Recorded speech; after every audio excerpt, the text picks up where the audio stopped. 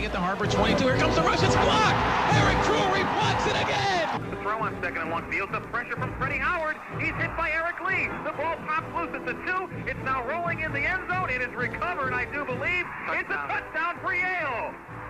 A touchdown for Yale. Wright fires one. Intercepted by Scott Wagner. He could go all the way. Midfield, 40, 30, 20, 10, 5.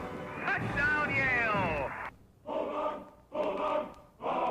Yeah, make sure you get your stuff on. Okay. I'll have a picture with you. Thank you. Good to see you. Thank you. Well, I think Carm has always been a very good recruiter of players, and I think one of the things he did well with my family is he visited them prior to me coming to Yale, and I think parents really respect that, and I think they really feel comfortable sending their kids to Yale and sort of giving them off to Carm in a nice way, and I think that really means a lot to parents. Thank you. Thank you. It was CARMEN COZZA, it wasn't Coach COZZA, that drew me to Yale University. Yale spoke for itself. There's 6 other Ivy institutions. There's plenty of other colleges out there. CARMEN COZZA was the reason, probably more than anything. The Sunday of the weekend I was here, Coach COZZA took me out to the Yale Bowl and showed me where Yale history had been made, recent Yale history had been made, and indicated to me that I could be a part of the continuing Yale history. I was so impressed, and I'll always remember that Sunday afternoon with Coach COZZA. I think that probably, in my experience, I've never met a guy who has contributed as much to intercollegiate athletics as Carm has. He's done it with dignity and class, and I think that sets him apart from a lot of the other coaches that I've dealt with, and I've dealt with guys that I've liked and disliked, and Carm is one of the few that I revere. Even from a professional point of view, I know that you're supposed to be detached and you're supposed to have sort of a professional outlook on things, but when I've dealt with Carm, it's always been almost as a fan, but always as a friend. Carm has been an easy person to deal with. I've written critically of him. I've written well of him, and he's treated me the same way both times, or any time that I've written about him.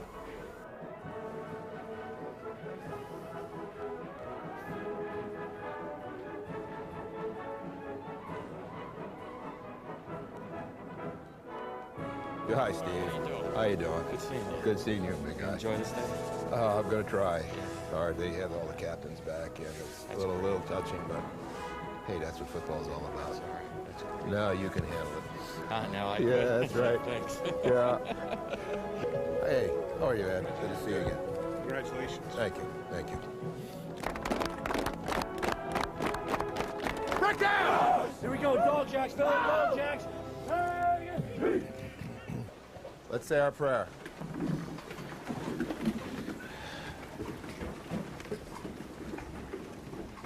Our Father, who art in heaven, hallowed be thy name. Thy kingdom come, thy will be done, on earth as it is in heaven. Give us this day our daily bread, and forgive us our trespasses, as we forgive those who trespass against us. And lead us not into temptation, but deliver us from evil. Thine is the kingdom, and the power, and the glory forever. Remember what we said, guys. Let's have a lot of fun out there and leave no regrets.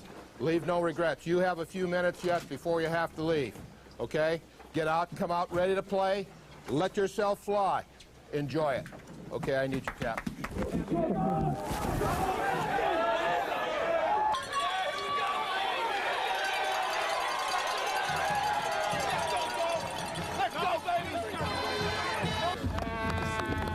Hey, Coach. Thank you.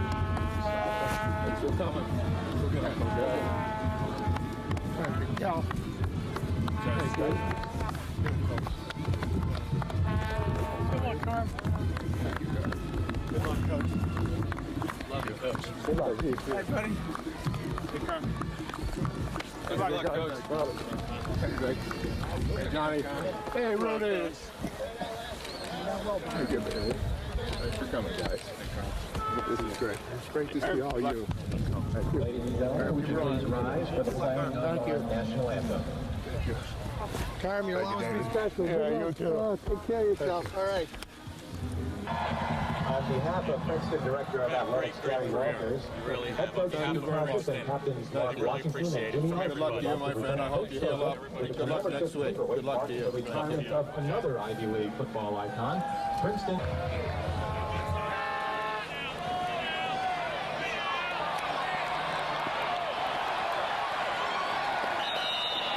First time the hit went down, last time he blocked me. He came out to block it, which we know that's going to be either the cross or the sprint, right? Okay, went back inside. Barber on the keeper for Yale. Good block. Good block. Yes, man!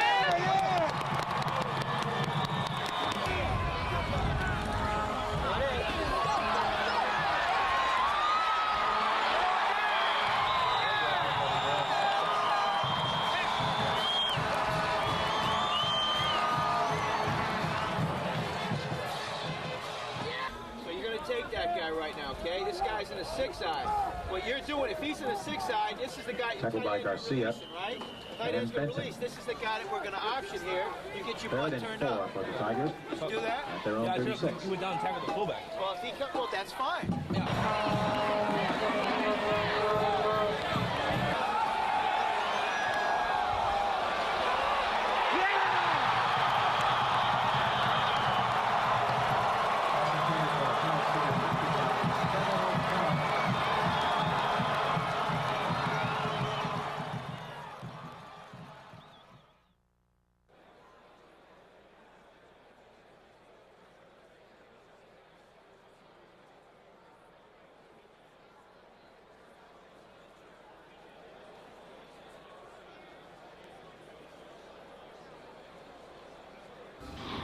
It is my pleasure and honor to introduce Carmen Cozzza and his wife, Jean.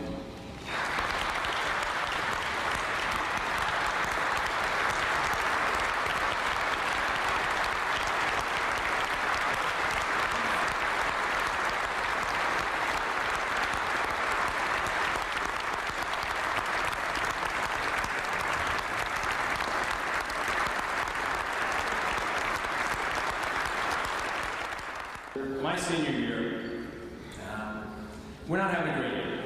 We coming off of two wonderful teams. Won the Ivy League title in 1969, the year after the great 68 team, Brian Dowling, Calvin Hill's team. Weren't expected to do much, and oftentimes people said one of Carm's best coaching jobs. So we had a lot of sophomores who played. The next year, Calvin Hill was the captain, a great team, lost to Dartmouth in a showdown for the Lambert Trophy. So we get to be seniors, and there were some good predictions for us, and it didn't work out. We had a lot of guys hurt. I think we went through 5 quarterbacks with injuries. So we were right around 500. We get down to Princeton to play Princeton, their favorite.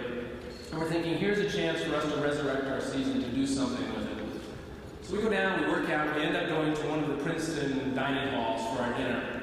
And we head outside afterwards, and we're waiting, and our bus is not there to pick us up for whatever reason. So we end up sort of an impromptu session. Me leading a group of linemen, all these toads lined up here. And one of the things you learn is how quickly to curry favor with your audience. You know, mention those folks so that they'll clap for you. So I've got a bunch of the toads lined up, and we're doing a cappella singing of all the Yale fight songs, right in the middle of the street in Princeton. Then traffic is diverting around us, and people are bumping, beating horns. So we're saying we're having a good old time, and all of a sudden, at the corner of my eye, I see Carm walking out the door, and he stops, and he looks. Those of you that played for Carm know the look I'm talking about. Those of you that didn't, let me see if I can give you a little sense of it all. Think root canal surgery with no anesthesia. And then think that that would be a pleasurable experience compared to the look. All right? got a sense of the look. So I'm thinking, do I stop singing? And I'm thinking, this could be a career decision. And then I think, my career's only got 2 games left. And we're having fun. So we keep singing. So Carm stops and looks, and finally, just kind of at the corner of his mouth, you got a little almost smile, and he kind of nods, and he sort of walks by. And as he walks by, he kind of leans over to me, and I hear this voice saying, "You better win tomorrow."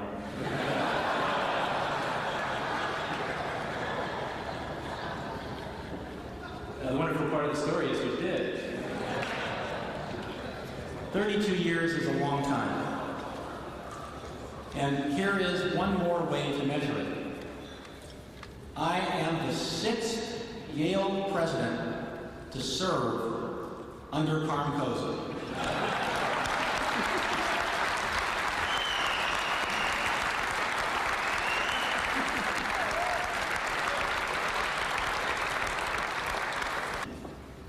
I've had the pleasure of having many Yale football teachers in my economics classes. Perhaps too many. My sons always accused me of being too soft in grading athletes. In any event, I got to know many of Carm's charges, and I would often ask them what they thought of the football program and their experience in it. I discovered that on the question of CARMEN COZZA, Yale footballers were divided into 3 camps. The first group would say, Coach Kozza is a great coach. He's the greatest coach I've ever had. The second group would say, he's a great teacher. He's the greatest teacher I've ever had. And the third group would say, he's a great human being. He's the greatest man I've ever known. Now, none of these men were wide of the mark. The whole world knows that CARMEN COZZA is a great coach of football. But you, who are here tonight, know much more. You know that in an institution that values great teaching, that one of Yale's greatest teachers, worked not in the classroom, not in a laboratory, but on the sidelines and in the locker room.